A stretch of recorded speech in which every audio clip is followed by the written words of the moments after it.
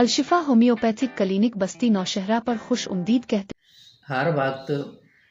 दिमाग पर जमा की ख्वाहिश पैदा हो, मुश्तज़नी का शिकार जहन पर हर टाइम मुश्तज़नी की असरात, गुस्सा ज़ब्त करने से तबीयत ख़राब हो जाए,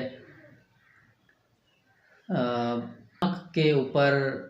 गुहांजनी बन जाए, तो असरात जमात की वजह से जो बद असरात पैदा होते हैं, उसके लिए जो होम्योपैथिक में मेडिसिन इस्तेमाल की जाती है उसे कहते हैं स्टेफी सेगेरिया। तो नाज़रीन, होम्योपैथिक अपनाएं और नस्ल दर नस्ल सेहत पाएं।